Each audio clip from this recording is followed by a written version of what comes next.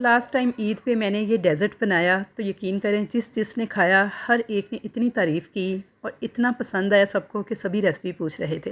तो सोचा इस दफ़ा मैं आपके साथ रेसिपी भी शेयर कर देती हूँ और बहुत आसान तरीके के साथ आपको इसे बग़ैर ओवन के भी बनाना सिखा देती हूँ। तो यहाँ पे ये मज़ेदार किस्म का 3 मिल्क केक डेज़र्ट इतना शानदार, इतना मज़ेदार बन के तैयार होता है ना कि जब आप इसका एक बाइट लेंगे ना तो ये इतना रसीला और ठंडा ठार मुंह में घुलता चला जाता है कि खा के आपको मज़ा आ जाएगा। तो ज़रूर आप भी इसे इस ईद पे ट्राई कीजिएगा।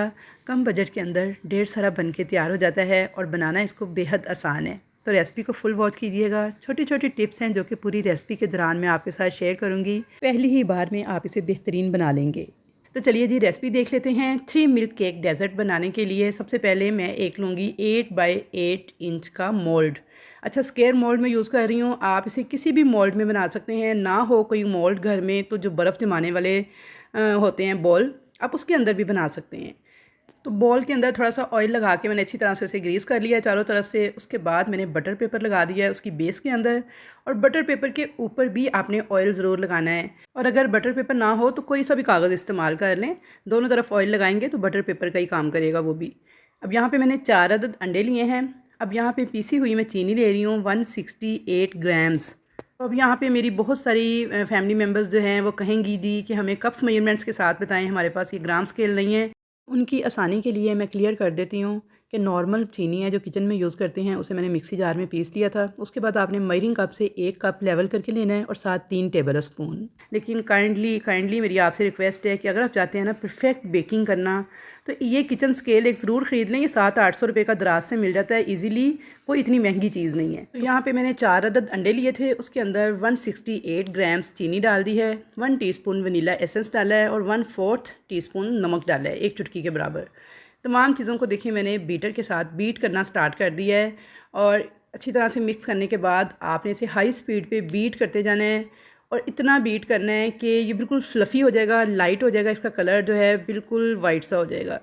अब ये बीटर जो है ये हर एक के पास अलग अलग स्पीड का होता है। कुछ लोगों के पास लो स्पीड वाला होता है, कुछ के पास हाई स्पीड वाला होता है। तो अगर आपको मैं कहूँ 4 मिनट बीट करें, 3 मिनट बीट करें, 5 मिनट बीट करें, तो हर एक का रिज़ल्ट अलग अलग आएगा। इसलिए मैं आपको टाइमिंग नहीं बताऊंगी, मैं आपको बस ये कहूँगी कि ये वाली कंसिस्टेंसी आने तक आपने बीट करते जाना है अंडों को, जब तक कि वो इस कंडीशन में नहीं आ जाते। कंडीशन में आपको फाइनली इसकी चेक करवा देती हूँ। तो इस कंडीशन के आने तक आपने बीट करना है। अब यहाँ पे आपके 5 मिनट भी लग सकते हैं, 7 भी लग सकते हैं, 4 भी लग सकते हैं। ये आपकी बीटर पे डिपेंड करता है। अच्छा, यहाँ पे एक मैं बड़ी अहम टिप आपको बता दूँ कि आप देखिए मैंने बॉल को थोड़ा सा हाथ के साथ टेढ़ा किया हुआ है और बीटर को उसके अंदर रख के पूरा चला रही हूँ। इस तरह करने से अंडे आपके जल्दी बीट हो जाते हैं और बीटर देखिए पूरा अंदर घूम रहा है ना। अगर इसे मैं खड़ा करके चलाऊँगी ना तो सिर्फ इसके नीचे वाला हिस्सा जो है वो अंडों को टच करेगा और पूरे ब्लेड इसके जो है ना अंडों के अंदर नहीं घूमेंगे।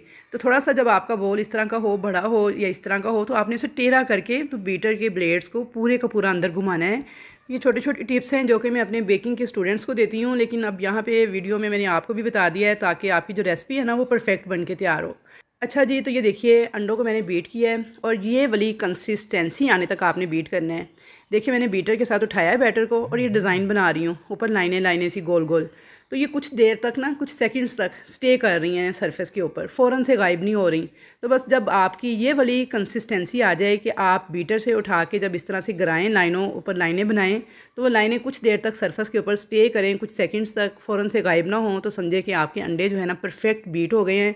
चाहे 5 मिनट में हुए हैं, चाहे 4 में हुए हैं, चाहे 6 में हुए हैं, वो कोई मसला नहीं है। बस ये वाली कंसिस्टेंसी आनी चाहिए, तो फिर आपका स्पंज बहुत बेहतरीन बन के तैयार होगा, कभी भी बैठेगा नहीं, ख़राब नहीं होगा। अब यहाँ पे मैंने 160 ग्राम लिया है कुकिंग ऑयल, जो कि कप के हिसाब से देख लें थोड़ा सा कप से नीचे है, तकरीबन 1 कप से थोड़ा सा कम, बिल्कुल यानी 2 टेबल स्पून कम होगा।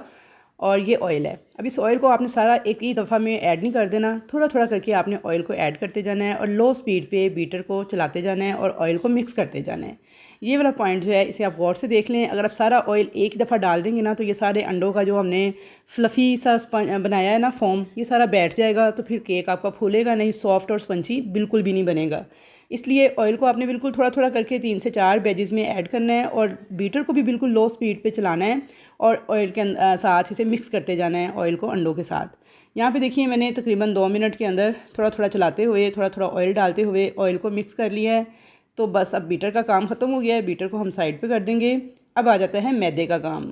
तो अब एक छलनी लेंगे, उसे इस तरह से रखेंगे और इसके ऊपर मैंने डाल दिया है 168 ग्राम मैदा, जो कि मेजरिंग कप के साथ आपने 1 कप लेना है लेवल करके, और साथ में 1/3 कप लेना है लेवल करके। दबा दबा के नहीं भरना, बस लूज़ली आपने लेवल करके तो कप्स के साथ मैदा लेना है। इसके अंदर बेकिंग पाउडर डाल देंगे 1.5 टीस्पून, यानी कि 1.5 चाय का चम्मच।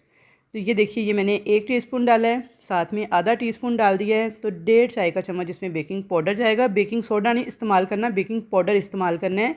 कुछ लोग बेकिंग सोडे को भी बेकिंग पाउडर ही समझते हैं, तो ये दोनों मुख्तलिफ़ चीज़ें हैं। अच्छी तरह से बेकिंग पाउडर को ना देखिए मैंने मैदे के साथ मिक्स कर लिया है, और थोड़ा थोड़ा सा छानते हुए ना आपने इसे 4 से 5 बैचेस के अंदर ऐड करना है। एक ही दफ़ा सारा मैदा ऐड नहीं करना। यहाँ पे देखिए थोड़ा सा मैदा मैंने छलनी से छान के ऐड किया है। स्पैचुला के साथ आपने इसकी मिक्सिंग करनी है। डायरेक्शन आपने एक ही रखनी है मिक्सिंग करते हुए, कभी राइट कभी लेफ़्ट नहीं घुमाना चम्मच को। बस क्लॉकवाइज अगर घुमा रहे हैं तो इसे एंड तक आपने इसी डायरेक्शन में घुमाते चले जाना है, बिल्कुल हल्के हाथों के साथ, और नीचे बेस तक लेके जाना है आपने स्पैचुला को, ताकि अक्सर बेस में मैदा बैठ जाता है और वो हल नहीं होता। तो यहाँ पे देखिए आपने इस तरीके से चम्मच को घुमाते हुए बिल्कुल हल्के हाथों के साथ मैदे को मिक्स कर लेना है। ओवर मिक्सिंग भी नहीं करनी, बस जब आपको मैदा नज़र आना बंद हो गया है तो उसके बाद आपने नेक्स्ट ऐड कर देना है। ये नहीं कि आपने उसे फेंटे लगा लगा के सारा फॉर्म उसका तोड़ देना है अंडों का, वो बैठ जाएगा और फिर फूलेगा नहीं केक आपका, सॉफ्ट और स्पंजी नहीं बनेगा, रबड़ जैसा स्पंज बनेगा। इसलिए ये छोटी छोटी टिप्स हैं जिन्हें आपने ज़रूर से फॉलो करना है, तो यकीन करें कभी भी आपकी बेकिंग रेसिपी फेल नहीं होगी। तो यहाँ पे देखें थोड़ा थोड़ा मैदा डाल के ना तकरीबन मैंने इसे 4 से 5 मरतबा थोड़ा थोड़ा करके छानते हुए डालती जा रही हूँ, और एक ही डायरेक्शन में देखें मिक्स करती जा रही हूँ। जैसे ही मुझे लग रहा है कि मैदा मिक्स हो गया है तो मैं फ़ौरन से नेक्स्ट ऐड करती जा रही हूँ। ओवर मिक्सिंग नहीं करनी है आपने कि बहुत ज़्यादा मिक्स कर दें और वो सारा स्पंज जो है बैठ जाए। अच्छा, अब यहाँ पे मैंने वीडियो की स्पीड थोड़ी तेज़ की हुई है, इसलिए आपको लग रहा है कि मैं बड़ी तेज़ी से काम कर रही हूँ, जबकि मैं बहुत हल्के हाथों के साथ बहुत स्लो स्पीड पे काम कर रही थी। तो यहाँ पे मैं आपको मिक्स करते हुए ये बता दूँ कि मैंने 1 अदद पतीला जो है उसे चूल्हे पे रख दिया था प्री हीट होने के लिए, जब मैंने इस केक को बनाना स्टार्ट किया था। तो आपने भी ऐसे ही करना है, जैसे ही केक को बनाना स्टार्ट करना है तो 1 अदद पतीला आपने चूल्हे के ऊपर रख देना है मीडियम फ्लेम पे, ताकि वो अच्छे से गर्म हो जाए। अच्छा जी, यहाँ पे सारा मैदा मिक्स हो गया है, तो अब मैं आपको ना इस बैटर की फाइनल कंसिस्टेंसी चेक करवा दूँ कि देखिए ये कैसी होनी चाहिए मैदे की मिक्सिंग के बाद। तो ये देखिए बिल्कुल रिबन टाइप कंसिस्टेंसी होनी चाहिए इसकी, बहुत ज़्यादा हार्ड भी नहीं है और बहुत ज़्यादा पतला भी नहीं है। ये देख सकते हैं आप, ये इसकी फ़ाइनल लुक है। सारा मिक्सिंग के बाद की सारी लुक मैं आपको दिखा रही हूँ। तो ये देखिए ऐसी कंसिस्टेंसी अगर होगी ना आपके बैटर की तो बहुत ज़बरदस्त आपका केक स्पंज बन के बेक होगा। तो चलिए जी, अब इसको डाल देंगे इस केक मोल्ड के अंदर। अच्छी तरह से आपने साफ़ कर लेना है बोल को भी, स्पैचुला को भी, और कोई भी मटेरियल वेस्ट नहीं करना, क्योंकि सारी मेजरमेंट्स हमारी ग्राम्स में हैं। तो इसलिए आपने सारे का सारा बैटर जो है इसे ऐड करना है।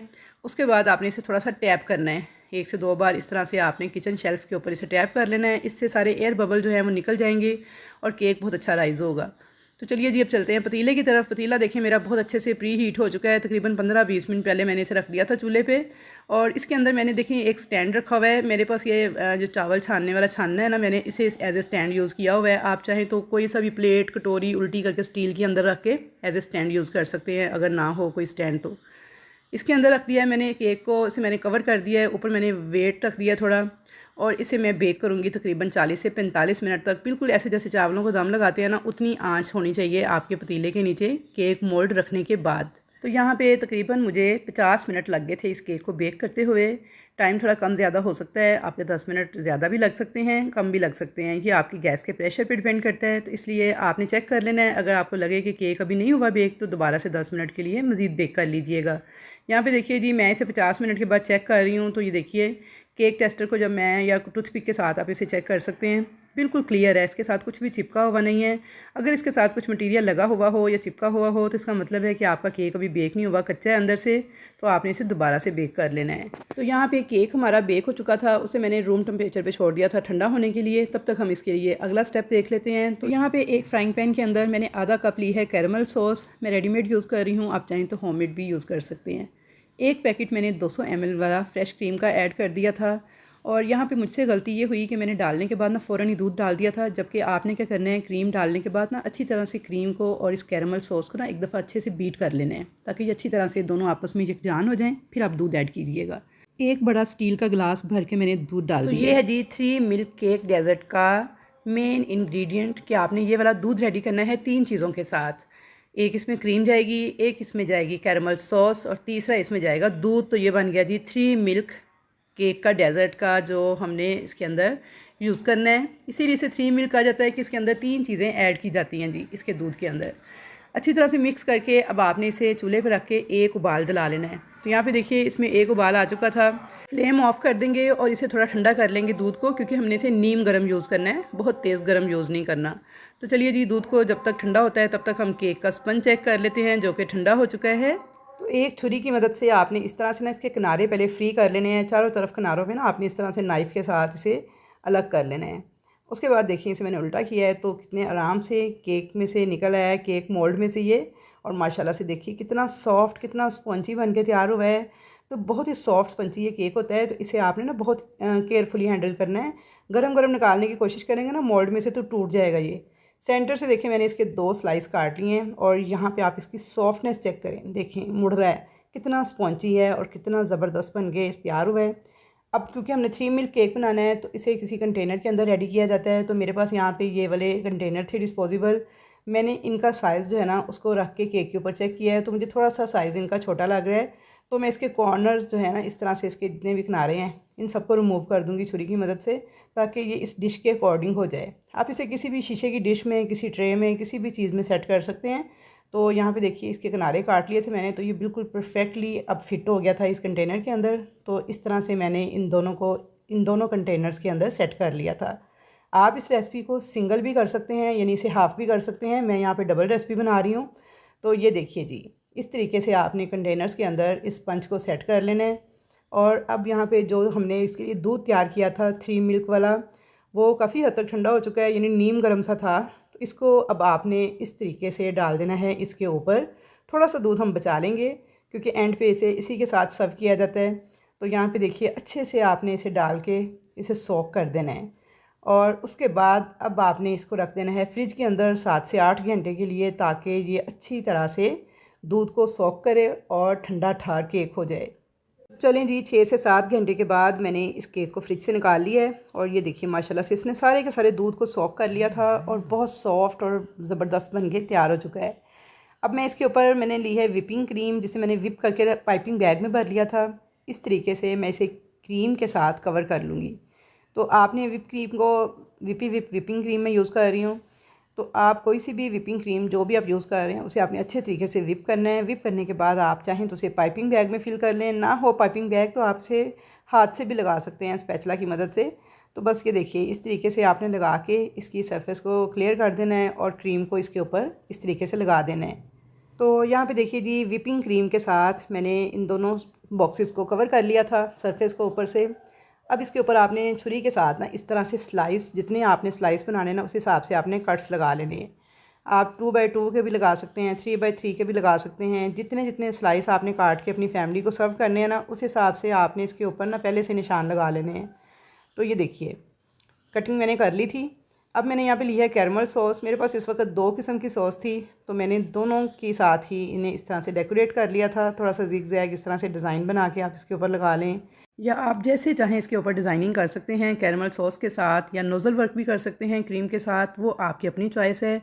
तो यहाँ पे देखिए जी, हमारे बेहतरीन 3 मिल्क केक डेज़र्ट बन के तैयार थे। तो और इस तरीके से आपने इस केक के स्लाइस को निकालना है। ऐसे ही आपने सर्व करना है। जब आपने कोई भी आपके घर में दावत हो, आप मेहमानों के लिए बना रहे हैं, फैमिली के लिए बना रहे हैं, तो इस तरीके से ही आपने इसका स्लाइस निकाल के इसे प्लेट में रखना है। और जो थोड़ा सा दूध हमने बचाया था 3 मिल्क वाला, उसे आपने 1 से 2 टेबल स्पून साथ इस तरह से डाल देना है प्लेट के अंदर।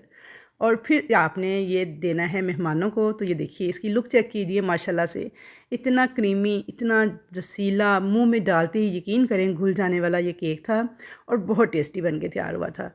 इस ईद पे आप भी इसे ज़रूर ट्राई कीजिएगा। रेसिपी पसंद आए तो फ़ीडबैक देना मत भूलिएगा। अल्लाह हाफिज़।